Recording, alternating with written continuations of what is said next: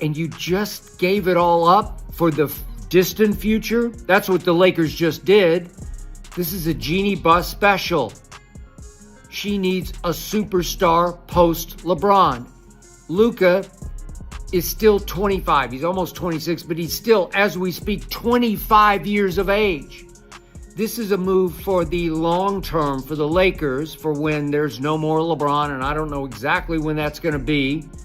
But with a 25-year-old Luka, you're good to go. You're good to gold.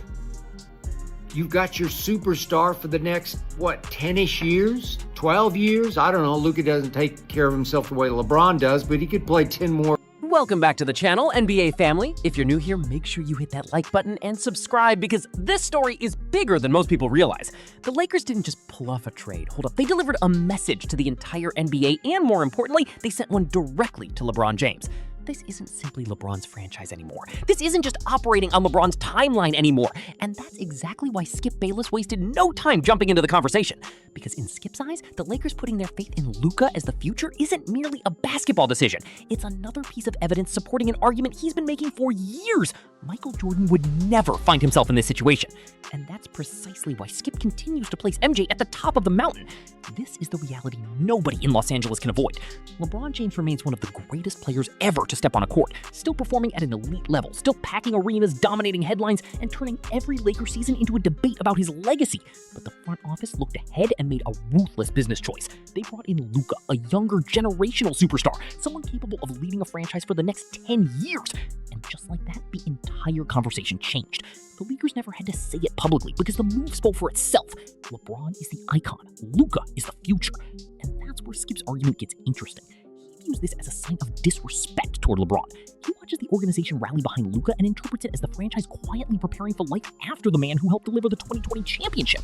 And whether you agree with Skip or can't stand his takes, listen to this. The question he's asking is legitimate. If LeBron is still supposed to be the face of the Lakers, why does it feel like the organization is already planning beyond him? And if they're making those plans while he's still competing at a high level? There's this runaway train about Luka scored 600 points in March. And I'm going to piss Nick off. Right? A lot of points. Okay. Once upon a time, and it wasn't that long ago, still in the modern era, 1987, Michael Jordan in the month of March scored 676 points. So he scored 76 more points than Luka just scored in a month. Let's be real about what this trade actually means. This wasn't the Lakers bringing in another role player. This wasn't some small adjustment to the roster. This was one of the most shocking blockbuster deals the NBA has ever witnessed. Anthony Davis, the defensive cornerstone, the superstar big man, the player who helped LeBron capture a championship in Los Angeles, was suddenly out of the picture. In return, the Lakers secured Luka Dončić, a generational offensive talent, a triple-double threat every single night, and one of the very few players on Earth capable of instantly becoming the face of a franchise. You don't pull the trigger on a move like that unless your eyes are locked on the future. And man, that's the part LeBron fans have to think about. The Lakers didn't bring in Luka to spend his prime being LeBron's supporting actor. Luka is far too young, far too gifted, and far too important to be placed in that role. The Lakers made this decision because they understand LeBron is much closer to the finish line than the starting point. They view Luka as the foundation for the next era.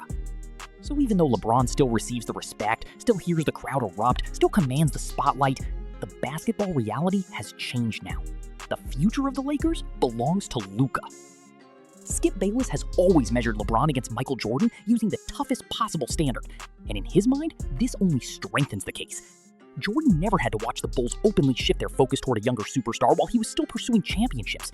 Jordan never had to share the closing chapter of his prime with a player already being groomed as the franchise's next face. He walked away from Chicago on top. The shot, the championship, the dynasty, everything was still in his control.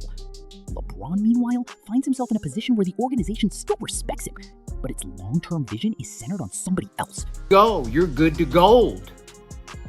You've got your superstar for the next, 10-ish years? 12 years? I don't know. Luka doesn't take care of himself the way LeBron does, but he could play 10 more good to great. None of this erases what LeBron has accomplished, but listen to this, it absolutely changes the landscape. LeBron has spent his entire career thriving through longevity, adjusting to every situation, and shaping the environments around him. He's won championships with different organizations, different star teammates, different coaches, and completely different systems. But this Luka situation demands something from him that we've never really seen before. It requires him to accept that another player could now be the franchise centerpiece. Not simply another scorer, not simply another superstar, but the centerpiece. That's a completely different challenge from anything he has dealt with during his legendary career. Luka's game revolves around control. He isn't the type of player who stands in the corner waiting for LeBron to create opportunities. He wants the basketball. He wants to survey the floor, dictate the pace, manipulate defenses, and make every possession flow through his vision of the game. That's exactly what makes Luka such a special talent, but it's also what makes this partnership so fascinating, because that's the same way LeBron has operated for nearly 2 decades. So when these two step onto the floor together, hold up. The Lakers didn't just add another superstar, they created a power dynamic. The franchise, not the full team, just, JJ.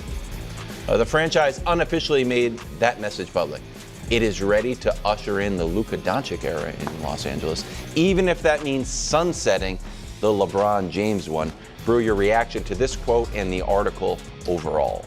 And the first playoff run didn't exactly silence any of those concerns. The Lakers were bounced in the opening round by Minnesota, and man, that immediately handed critics a fresh talking point. When your team features LeBron James and Luka Dončić, nobody wants to hear excuses about chemistry needing more time. Nobody wants to hear explanations about injuries or missed defensive assignments. The expectation is straightforward: win. And when that doesn't happen, the partnership comes under the microscope, the roster gets picked apart, and suddenly the entire project is being judged in real time. That defeat also made the Anthony Davis trade even tougher for some fans to accept. Davis brought defense to the table. He brought size, shot blocking, and the kind of postseason presence that elevated everyone around him. Luka delivers offensive brilliance, but he doesn't provide the same impact Davis offered on the defensive side. That means the Lakers may have secured their future franchise centerpiece, but they also surrendered the very thing that helped compensate for LeBron's age and Luka's defensive weaknesses.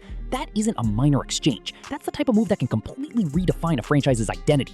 And listen to this, Skip can use all of that to strengthen his argument even further. Michael Jordan's Bulls had certainty. Jordan was the closer, Pippen was the elite second star and defensive weapon, and Rodman dominated the glass while protecting the interior. Every role player understood exactly where they fit. There was never any debate about the pecking order. Nobody questioned whose team it was or who would take the final shot. With Jordan, the answer was always Jordan. Anyone who doesn't think they should be prioritizing building around 26-year-old Luka over 40-year-old LeBron is either suspended from reality or wants to create drama. Correct. With LeBron and Luka, the answer isn't nearly that simple. If the Lakers truly believe Luka is the future of the franchise, then the offense eventually has to revolve more around him. If they genuinely want to give LeBron one final legitimate run at another championship, they also have to trust his instincts, his rhythm, and his ability to control the game. That's a difficult line to walk, and the longer that balance remains unsettled, the easier it becomes for Skip Bayless to argue that Jordan's legacy stands taller because he never had to share the crown. He simply owned it. But hold up, LeBron fans have a response to that argument. Jordan's legacy appears cleaner in part because his Chicago story ended before the complicated years arrived.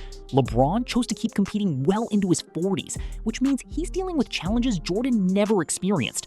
He's no longer just trying to be the best player on the roster. He's trying to remain elite and valuable while an entire franchise slowly shifts into a new era around him.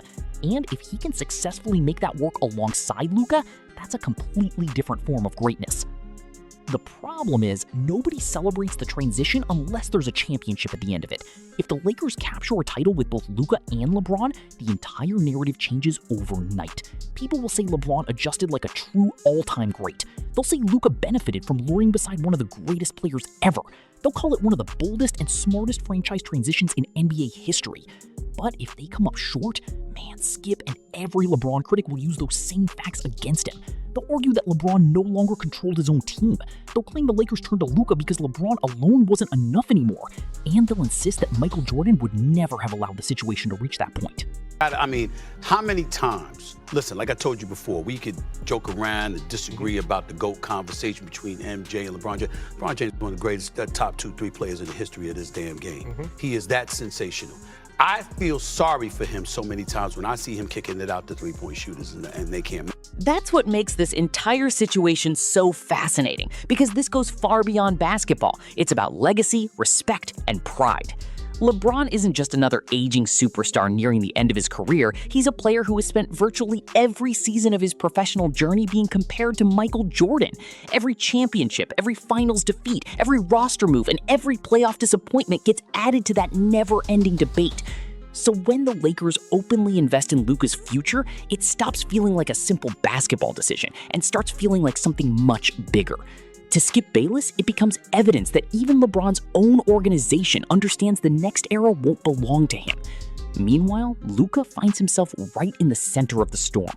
He didn't start the LeBron versus Jordan debate. He never asked to become a talking point in one of Skip Bayless's biggest arguments. But by arriving in Los Angeles and sharing the spotlight with LeBron, he became part of that conversation whether he wanted to or not. Every huge Luka performance where LeBron takes a backseat will spark talk that the torch is being passed. Every time LeBron dominates while Luka takes a smaller role, people will question whether Luka is truly ready for the responsibility. Every loss creates a new target for criticism. Every victory creates a fresh debate over who deserves the credit. That's the reality when two superstars carrying massive expectations and even bigger narratives occupy the same locker room. And here's the bottom line. The Lakers' decision to acquire Luka was both incredibly smart and incredibly ruthless. Smart because Luka represents the kind of future that no well-run franchise could realistically pass up. Ruthless because it sends a clear message to LeBron that the organization is already preparing for life after him. So the real question becomes simple. Did the Lakers disrespect LeBron by choosing Luka as their future, or did they simply make the same decision any intelligent front office would make? Does this support Skip's argument that Michael Jordan remains the GOAT because he never had to watch his replacement arrive while he was still playing? Or does this allow LeBron to prove a completely different version of greatness by succeeding while sharing the spotlight? Because if LeBron and Luka bring another championship to Los Angeles, the Lakers will look like visionaries. But if it doesn't work out, man, Skip Bayless already has the ending written. The Lakers pick Luka over LeBron. LeBron handed over the keys to his own franchise, and Michael Jordan's place on the throne remained untouched.